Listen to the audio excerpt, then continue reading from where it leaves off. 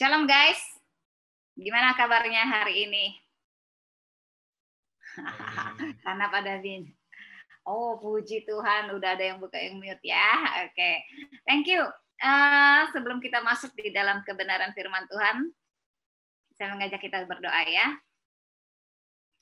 Terima kasih Tuhan untuk waktu yang indah. Kami para remajamu akan belajar kebenaran firman Tuhan. Ajar kami untuk boleh mengerti dan melakukannya. Dalam nama Tuhan Yesus kami berdoa. Amin. Kebenaran firman Tuhan pada hari ini diberikan kepada saya dengan judul atau tema True Connection. Ya, True Connection dari Yohanes pasal yang ke-15 ayat 1 sampai ke-8. Yuk kita buka Alkitab ya.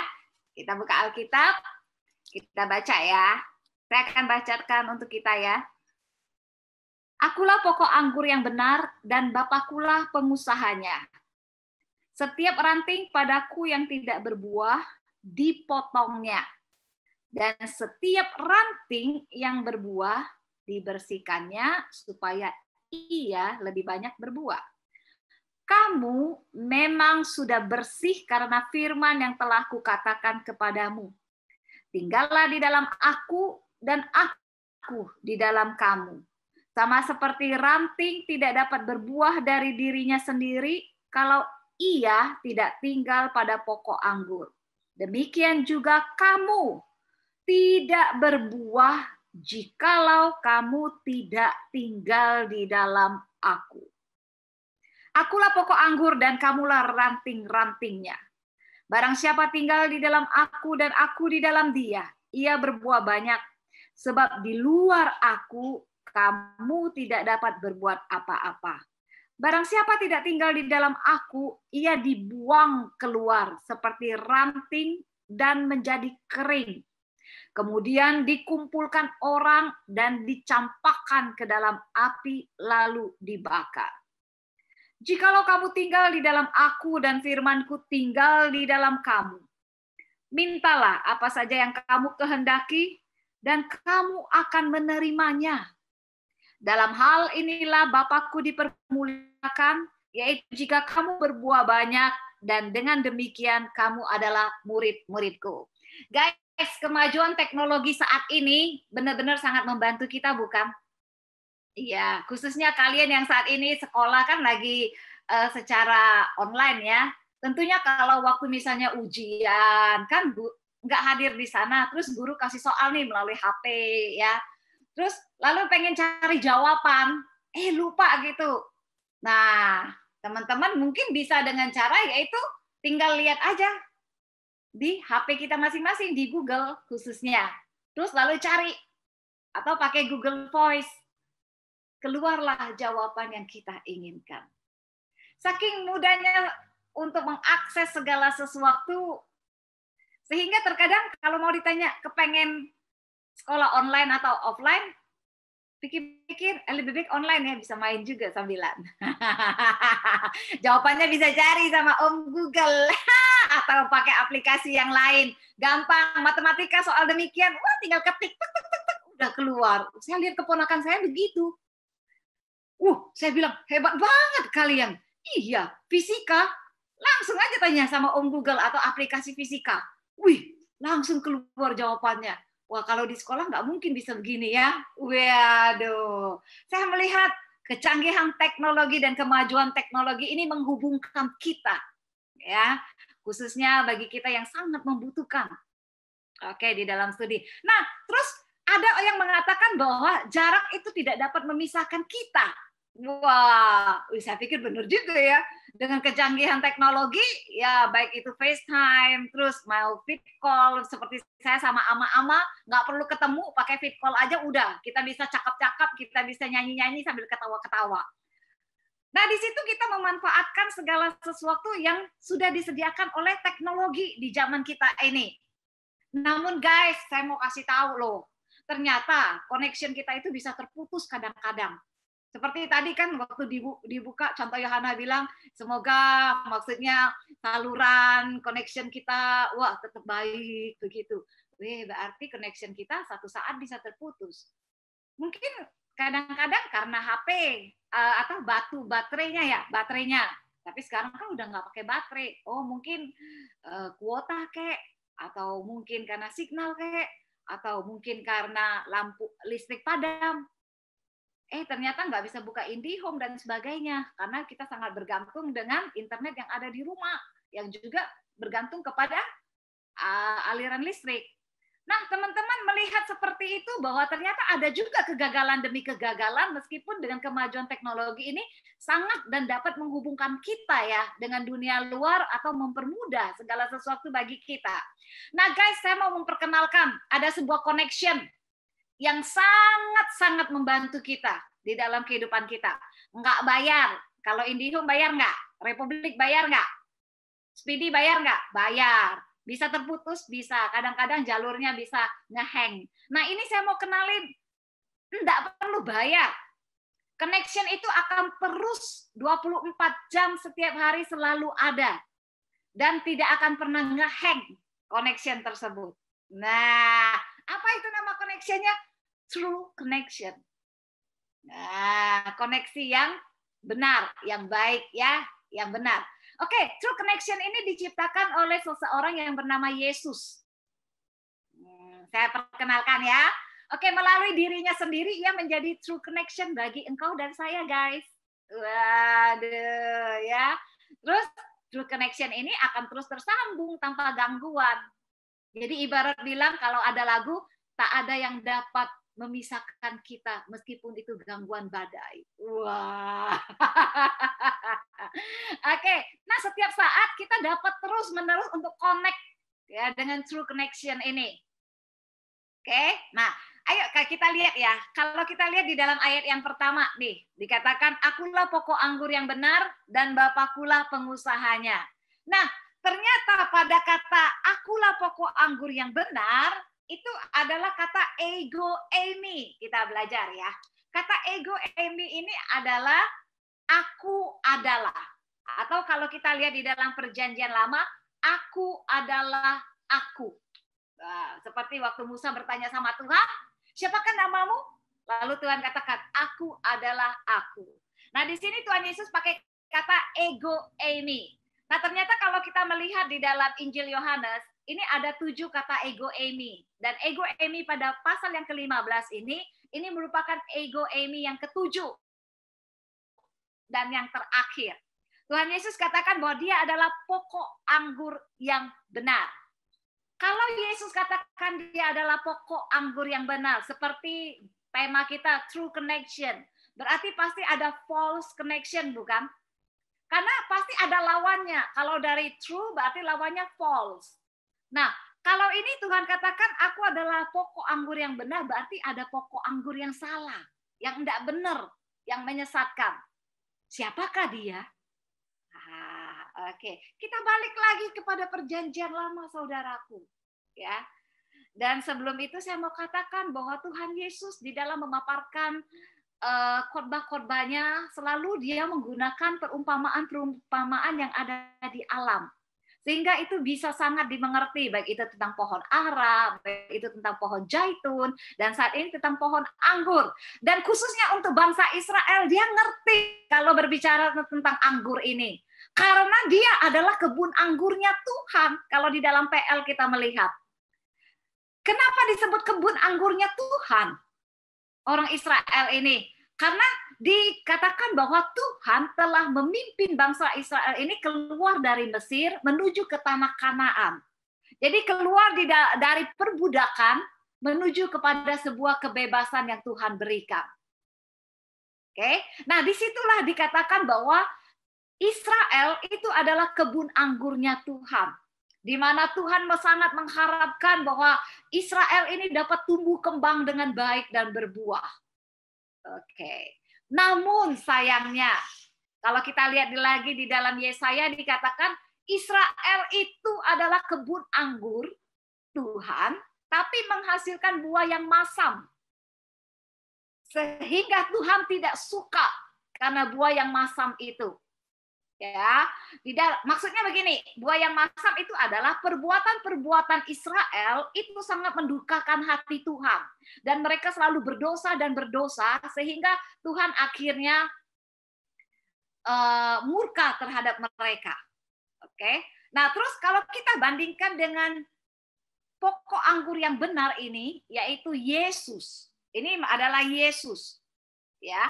Dan Allah itu adalah pengusahanya, Bapakulah pengusahanya. Dan Yesus ini melambangkan Israel yang baru. Israel yang baru. Apa itu Israel yang baru? Israel yang baru itu adalah Israel yang bukan dari keturunan secara jasmani, ya, dari Bapak Abraham, tetapi adalah keturunan secara rohani. Engkau dan saya itu adalah Israel yang baru, the new Israel. Oke, karena kita adalah orang-orang yang sudah dilahirkan kembali di dalam Kristus. Itu, ya.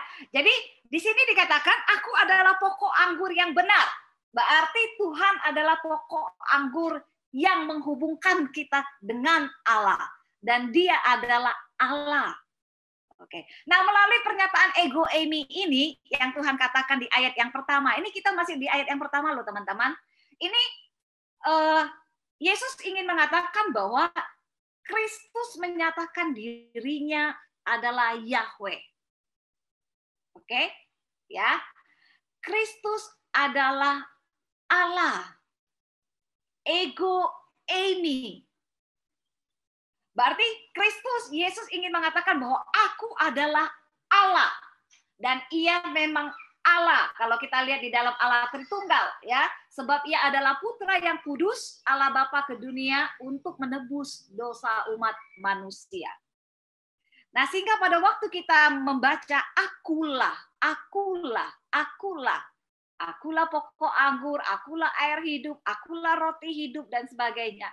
Oh, itu berarti Tuhan Yesus mengidentifikasi dirinya, menyatakan bahwa Dia adalah Allah.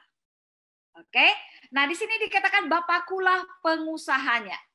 Saudaraku yang terkasih, kalau saya melihat gambaran dari ayat 1 sampai 8, gambarannya seperti ini, ya.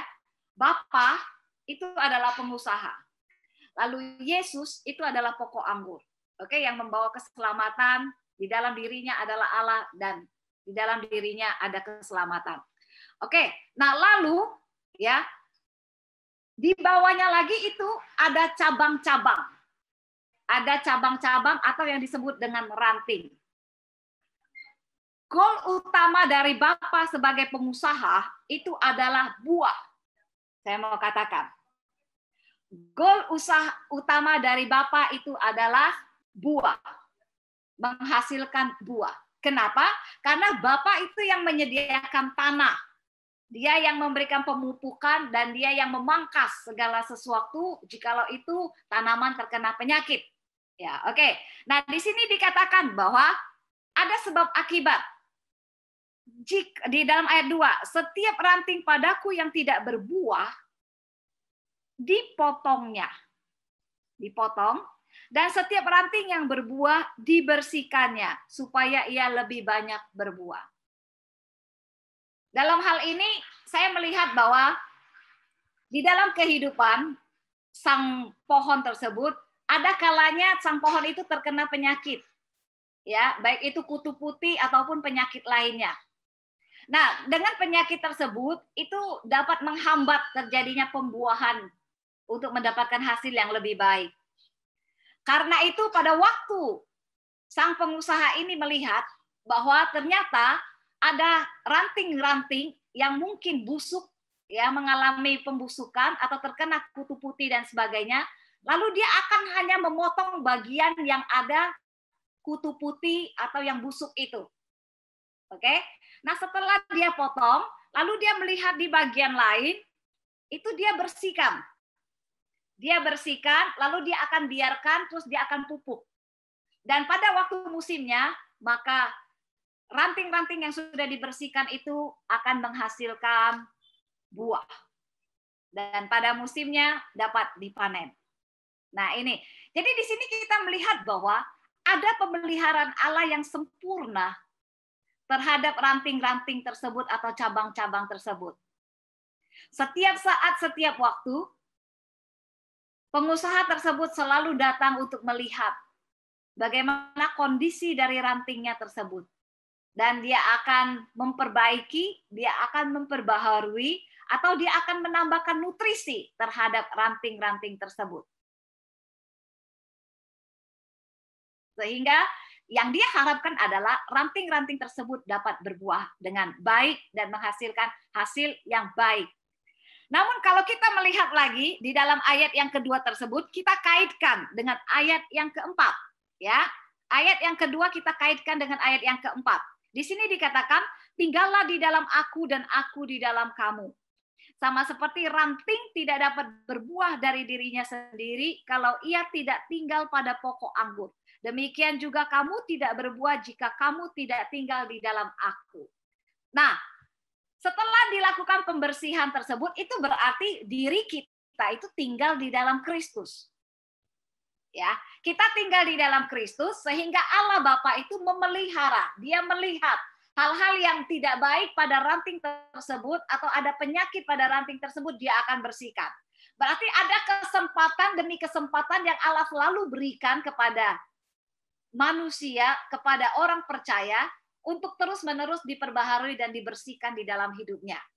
Kenapa? Karena Allah ingin setiap ranting tersebut menghasilkan buah. Namun di sini dikatakan syaratnya ada satu. Ya, syaratnya cuma satu, bahwa kita harus tinggal di dalam Kristus. Tinggal maksudnya tetap terconnected dengan Allah, tetap terconnected dengan Kristus, karena dia adalah true connected kita. Ya, dia bukan false connected, tapi dia adalah true connected kita.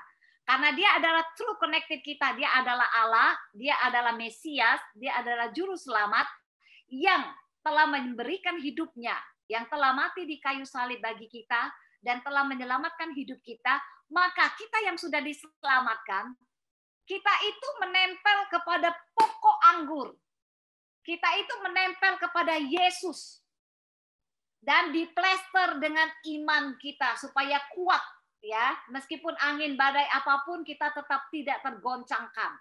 Kita tetap diplester melekat kepada pokok anggur tersebut, itu berarti kita tinggal. Nah, waktu kita bersama dengan Kristus itu menempel menjadi satu dan kita terconnected, terhubung di dalamnya, maka hidup kita akan dengan lebih mudah, lebih gampang untuk berbuah.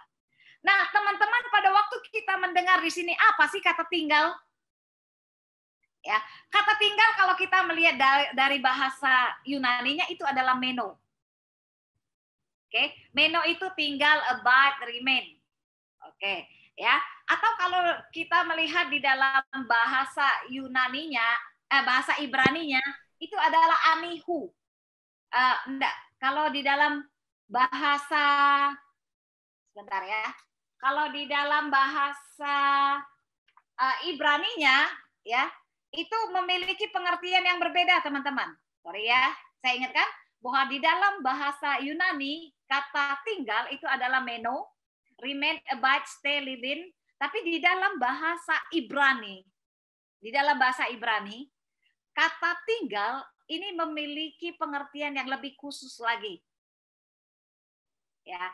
Coba pikirkan, pada waktu kita mendengar kata remain, kata stay, ya, pada waktu kita mendengar kata abide, apa yang ada dalam pikiran kita? Mungkin berarti kita tinggal duduk diam. Tinggal duduk diam, ya. Seringkali seperti itu kan? Tinggal duduk diam. Itu di dalam bahasa Yunaninya. Namun kalau kita melihat di dalam bahasa Ibraninya, ternyata ada sesuatu yang lebih. Kalau kita menggalinya, kata remain ini, kata meno ini, ya, kata tinggal ini, ternyata dikatakan kalau di dalam bahasa Ibrani itu adalah artinya berdiri. Itu menunjukkan sebuah keaktifan. Keaktifan kita di dalam Kristus, berarti kita tidak tinggal diam. Sebagai orang yang sudah ditebus, kita itu tidak tinggal diam. Kita tidak duduk saja melihat orang-orang yang bekerja. Kita tidak tinggal diam untuk melihat orang-orang yang melayani. Tidak. Tapi kita turut aktif. kita berdiri untuk bersama-sama bergandeng tangan ya untuk melakukan pekerjaan Tuhan dan kita siap sedia untuk dipanggil sebagai laskar Kristus. Nah, itu artinya. Berarti saya melihat bahwa ini adalah sebuah connected yang terconnected dengan baik, connected yang terconnected dengan baik. Kenapa? Karena Kristus yang menjadi penghubung dari semua orang percaya untuk disatukan di dalam Kristus, yaitu pokok anggur itu, ya, dan untuk terus terhubung dan untuk tidak duduk diam, melainkan melakukan pekerjaan Allah dan standby kalau Allah panggil untuk pergi kemanapun juga untuk melayani Dia. Nah, waktu saya melihat, wah indah sekali kata meno ini ya, karena seringkali persepsi saya adalah tinggal duduk diam. Berarti saya tinggal menunggu aja. Maksudnya menunggu, ya kalau Tuhan suruh berdiri, ya berdiri. Jadi lebih baik, saya lebih banyak untuk berdiamnya. Ternyata tidak. Kita terconnected satu dengan yang lain, di dalam Kristus, itu sifatnya adalah hidup. Ya, organis. Oke, berarti kita terus bergerak untuk melakukan apa yang Tuhan mau. Nah, oke. Nah, ada lagi dikatakan begini. Kata meno ini dikatakan bahwa kata meno ini adalah relasi yang sangat khusus di mana Tuhan menetap di dalam hati murid-murid secara permanen, bukan sementara waktu. Ya, secara permanen. Nah, teman-teman ngebayang nggak sih bahwa Tuhan kan di sini dikatakan kalau di dalam ayat yang keempat kan tinggallah. Ya, ini kan dalam bentuk sebuah perintah, tinggallah. Berarti pasti ada yang nggak mau tinggal, bukan? Ya. Tuhan kan di sini nasihatkan kan, tinggallah, perintahkan tinggallah. Berarti ada yang pasti nggak mau tinggal. Saya sendiri memikirkan bahwa Kristus adalah true connected kita di dalam relasi sehari-hari. Ya, itu sebuah relasi yang sangat intim, seperti orang yang lagi pacaran. Kita sama kekasih kita. Jadi kita kepengen selalu terhubung sama dia. Kita selalu kepengen untuk tahu apa yang dia lakukan. Kita selalu kepengen tahu kabar dia. Sehari kita tidak dengar kabar dia, rasanya kita gelisah pegang HP terus. Kok dia nggak WA saya ya? Kok kenapa dia nggak telepon saya ya? Atau kadang kita aja yang buru-buru langsung telepon dia. Oke? Nah, Tuhan juga menginginkan bahwa di dalam kehidupan kita yang adalah ranting-ranting atau cabang-cabang itu, kita yang tinggal di dalam Kristus, kita yang bergerak, kita yang berdiri di dalam Kristus dan siap melakukan apapun yang Tuhan inginkan, itu bukan hanya sementara waktu, teman-teman. Tetapi itu setiap saat, permanen. Jadi kita terhubung secara permanen. Bukan seperti kalau saya mau, saya akan terhubung, saya tidak mau, saya tidak akan terhubung. Tidak seperti itu. Ya. Kita akan terhubung senantiasa dengan sang pokok anggur itu, yaitu Kristus. Oke, ya. Terus bahwa panggilan untuk selalu terhubung, ya, ini diberikan kepada setiap orang percaya. Panggilan untuk selalu terhubung ini diberikan kepada setiap orang percaya. Berarti ini adalah sebuah privilege, sebuah keistimewaan yang engkau dan saya dapatkan sebagai anak-anak Tuhan. Oke. Nah, bagi teman-teman yang mungkin beberapa waktu lalu sudah dibaptis, saya mau katakan bahwa baptisan itu hanya merupakan langkah awal di mana Anda telah berkomitmen memutuskan untuk hidup di dalam Tuhan, mengikut Tuhan, percaya kepada Tuhan. Namun Tuhan menginginkan langkah selanjutnya, yaitu Anda selalu terkonektif dengan Dia. Di dalam setiap momen kehidupanmu, selalu tinggal bersama dengan Tuhan, selalu siap, ya, selalu berdiri, bergerak secara aktif bersama dengan Kristus. Itu yang Tuhan mau. Sehingga Anda bukan hanya menjadi penonton, sekali lagi saya katakan, tetapi Anda katakan, ini aku, pakailah aku, ini aku, utuslah aku. Dan Anda secara aktif bersama dengan rekan-rekan percaya yang lainnya melakukan apa yang Tuhan mau. Kalau kita lihat di dalam ayat yang ke-8 bahwa dalam hal inilah Bapakku dipermuliakan. Dalam hal apa Bapakku dipermuliakan?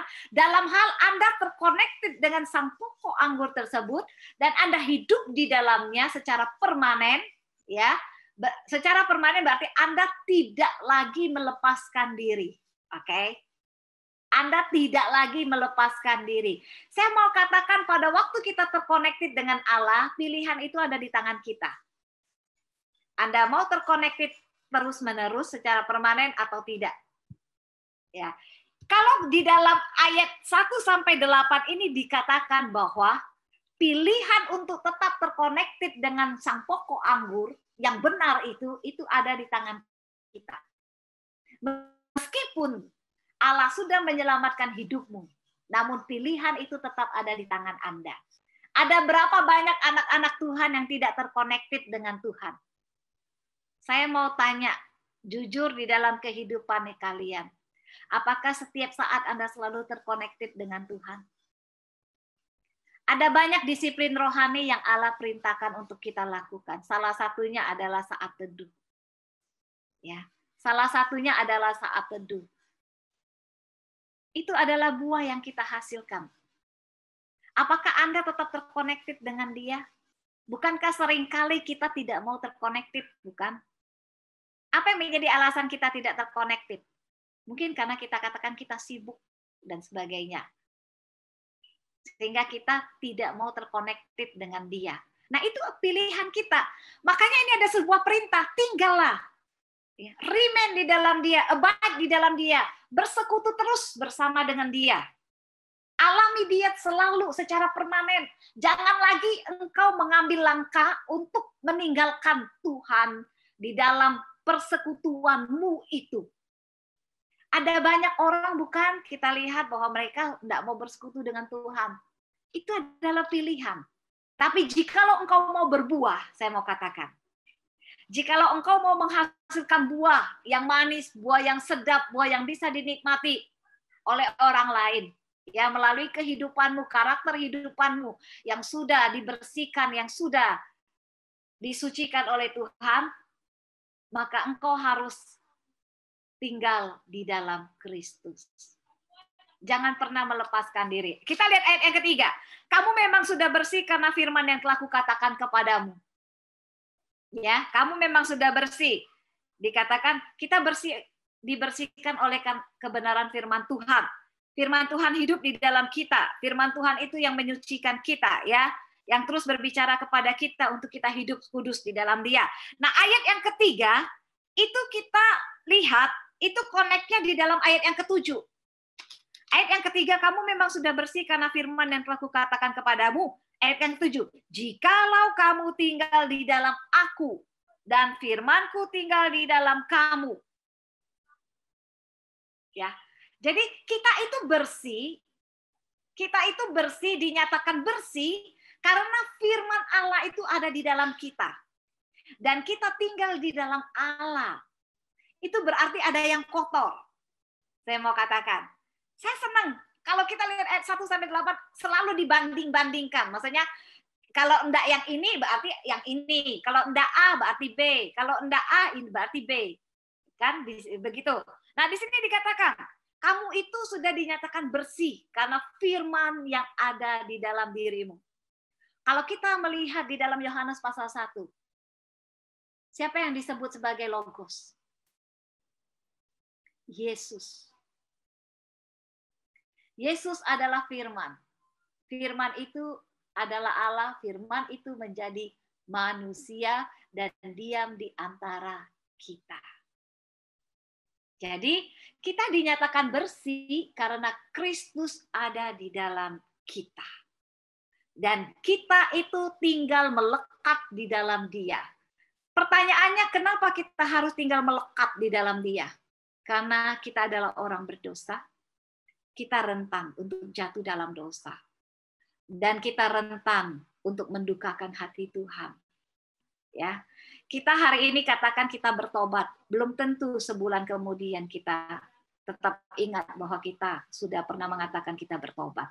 Bisa jadi kita tetap melakukan apa yang menjadi kesukaan kita yang Tuhan tidak suka. Ranting tersebut perlu dibersihkan. Hidup kita perlu dibersihkan oleh Tuhan. Caranya gimana? Kita tinggal di dalam Dia.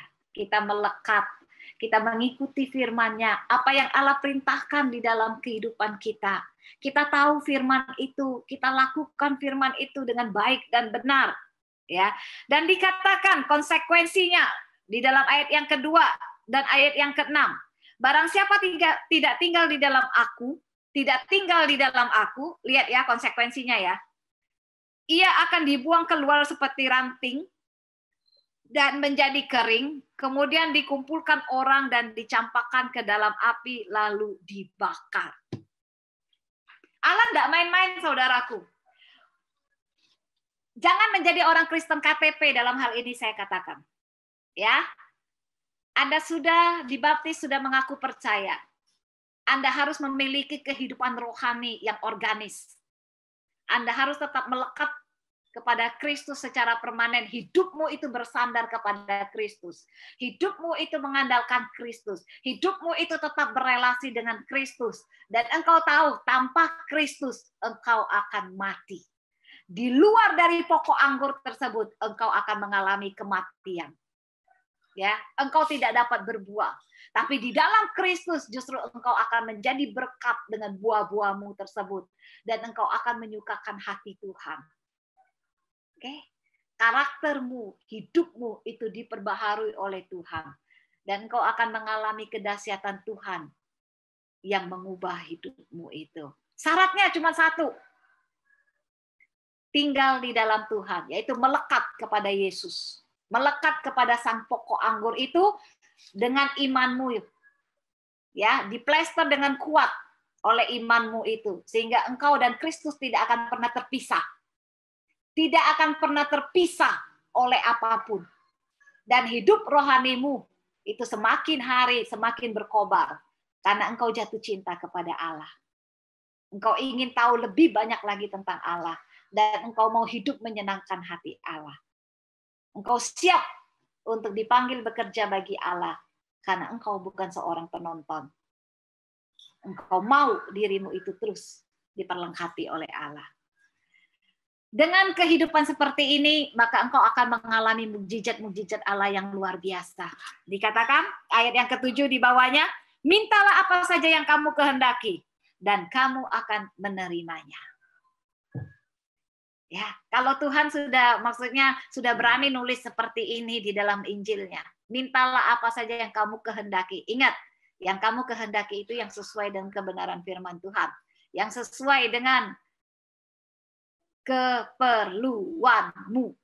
Ya, bukan keinginanmu. Dan kamu akan menerimanya. Alami Tuhan yang dahsyat itu dengan tinggal di dalam Dia. Dosa-dosamu sudah dibersihkan oleh Tuhan. Engkau sudah terima Dia, Tuhan ingin kamu berbuah. Oke, kita akan masuk dalam sesi pertanyaan.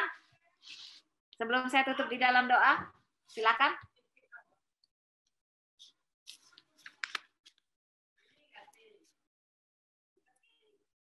Teman-teman ada pertanyaan? Silakan.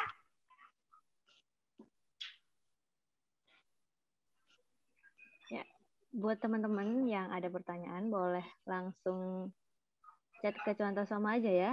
Q&A-nya lagi barusan live. Oh iya. Nah, saya share screen satu ya. Coba lihat begini ya. Ini Kristus adalah pokok. Oke? Ranting-rantingnya ini. Ini siapa? Ini bapak-bapak gereja ini dulu. Orang-orang percaya. Nah, di sini ada saya. Ya, ada kamu dan ada yang lainnya. Kenapa saya katakan demikian? Karena kita tinggal di dalam Kristus dan kita adalah ranting-rantingnya. Sehingga hidup kita bisa berbuah dengan banyak. Oke? Saya senang dengan gambaran seperti ini. Ini mengingatkan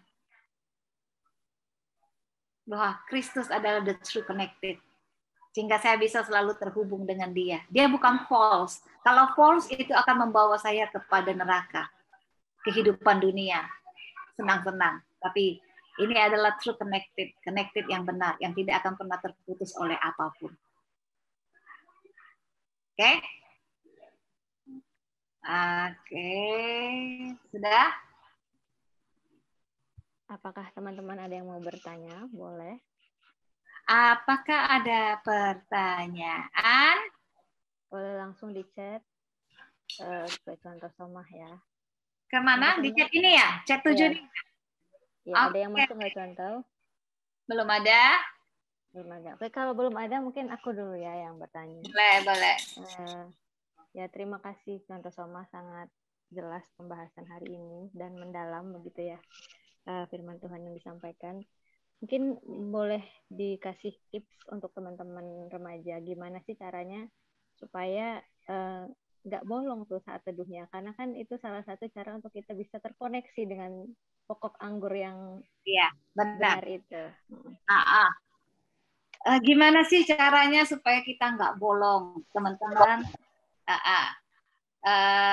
Mari yuk kita dengan kerinduan, seperti saya katakan, kita itu seperti orang yang jatuh cinta dengan Tuhan. Ya, orang yang jatuh cinta itu pasti setiap saat selalu pengen ketemu, ya, pengen ngomong, pengen cerita. Nah, pertanyaannya adalah sebenarnya apakah kita sudah jatuh cinta sama Tuhan? Oke, ya. Terus yang kedua, coba kamu ambil komitmen set di HP. Ini kan ada timer, ada alarm, ya kan? Supaya itu enggak lupa sama sekali. Kamu set alarm, jam berapa kamu mau saat teduh. Misalnya kalau mau pagi, kamu set. Atau kalau mau malam, kamu set. Jadi dia akan berdering. Waktu dering itu, kamu tahu itu saatnya saya bersaat teduh. Paling tidak itu akan mengingatkan kamu, ini loh kamu waktunya. Ya. Sehingga kamu nggak lupa. Lupa saya hari ini kelewat sekali gitu. Wah, seperti gitu ya. Yang namanya kita saat teduh, kita doa, itu kita pasti punya waktu-waktu khusus. Ya, saya mau katakan kita pasti punya waktu khusus untuk kita secara pribadi, kita di dalam kamar bisa ngomong sama Tuhan. Nah, kalau kamu misalnya cobalah belajar set. Misalnya saya mau misalnya malam aja deh. Malam saya mau saat teduh, saya mau leksio, saya mau doa. Oke, jam berapa kira-kira? Oh, jam 9. Saya set. Jadi HP ini kan selalu kita bawa kemana-mana. Oke, waktu HP itu berdering jam 9, oh, mengingatkan saya. Langsung saya akan masuk ke dalam kamar mungkin, atau saya ambil satu tempat, space, saya akan di situ baca Alkitab, dan saya akan berdoa di situ. Oke, ya, paling enggak itu akan membantu kita.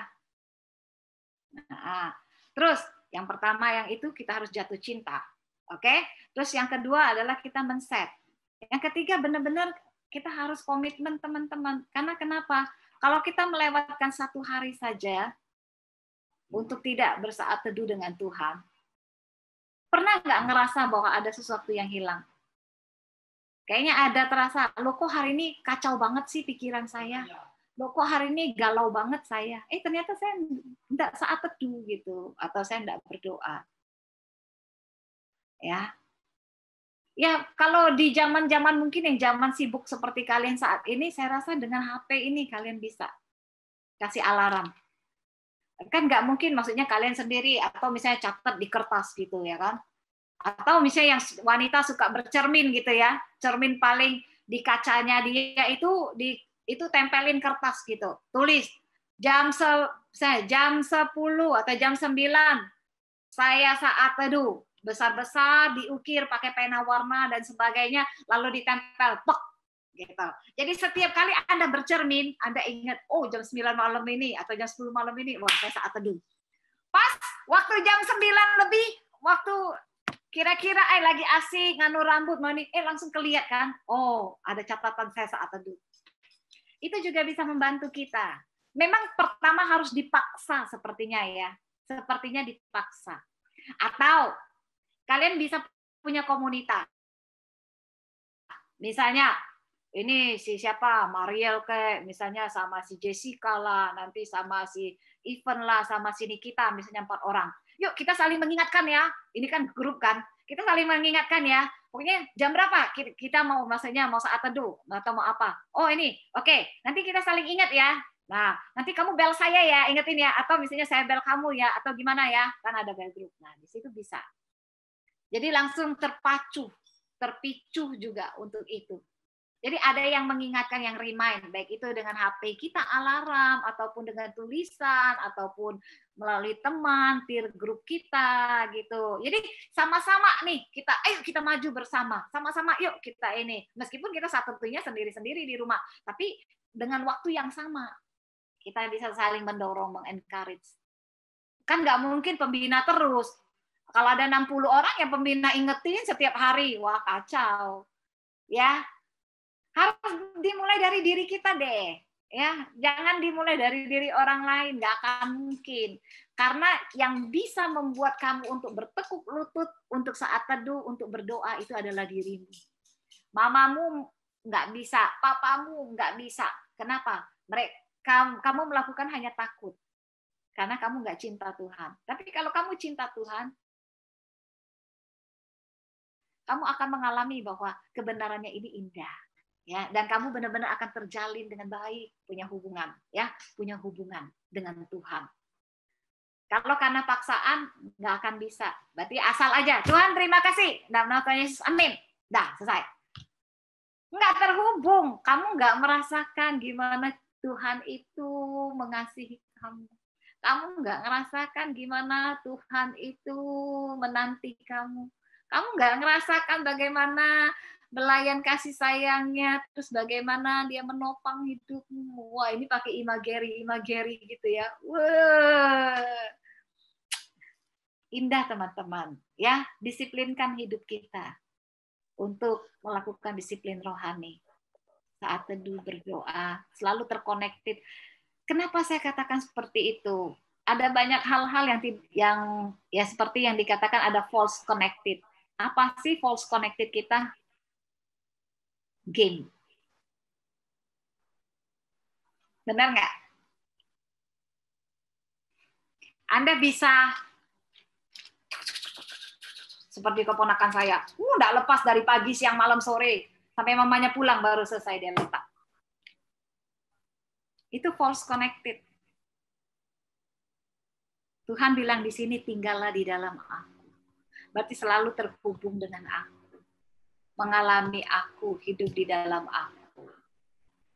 Kita akan dapat kebahagiaan. Kita akan dapat kekuatan. Kalau sama HP, main game itu dapat nggak? Enggak, malah ngabis duit. Ya, ini katanya mau beli senjata, habis duit. Oke, ya contoh silakan. Selesai. Ada lagi? Waktunya sudah habis, contoh untuk tanya jawab. Nanti kalau misalnya ada yang mau bertanya dan belum sempat dijawab, nanti akan disampaikan ke contoh sama ya. Oke, jadi teman-teman, kita harus punya hati yang jatuh cinta sama Tuhan dulu ya, supaya ketika saat itu tuh happy. Jadi bukan karena paksaan, tetapi karena cinta sama Tuhan. Terus tadi tips kedua dari contoh Soma, buat alarm di handphone masing-masing. Jadi kayak sengaja kita set waktu kapan mau saat teduh. Bebas jamnya berapa aja, terserah diri masing-masing ya contoh ya. Iya. Oke, terus yang ketiga harus berkomitmen. Ya bisa dengan cara berkelompok dengan teman-teman yang dekat dengan kalian, jadi bisa saling mengingatkan kayak gitu ya. Dan kalau kita melakukan ini dijamin pasti nggak akan mengecewakan dan nggak akan rugi, begitu ya contoh sama. Karena kita tetap tinggal di dalam Kristus. Oke. Ya, terima kasih contoh untuk firman Tuhan dan jawaban dari pertanyaannya. Jeffrey mau nanya nih, Jeffrey. Atau ada mau nanya nggak, Jeff? Tidak, contoh. Tidak. Sudah jelas. Ada. Ya, contoh sama boleh tutup firman Tuhan di dalam doa. Ya, kita doa ya, guys. Terima kasih Tuhan, Engkau adalah true connected kami. Ada banyak false connected di sekitar kami, Tuhan. Namun kami sangat mencintai yang false connected tersebut. Ampuni kami, Tuhan. sehingga kami mengabaikan Engkau yang adalah true connected. Kami tidak tinggal di dalam Engkau, berdiam di dalam Engkau, mengalami Engkau. Ampuni kami Tuhan. Dan mulai saat ini Tuhan, kami mau berkomitmen. Kami akan tetap terhubung kepada Engkau, yaitu true connected. Dan kami akan tetap selalu terhubung dengan Engkau ya Tuhan di dalam setiap musim kehidupan kami. Tolong kami Tuhan, ajar kami sehingga kami tetap tinggal di dalam Engkau dan kami tidak seperti ranting yang terlepas ataupun melepaskan diri dari Engkau dan terbuang ke dalam api kayu bakar. Terima kasih Tuhan. Biarlah dalam hidup kami selalu ingat untuk terus jatuh cinta kepada Engkau, untuk selalu terhubung dengan Engkau. Dalam nama Tuhan Yesus kami berdoa. Amin.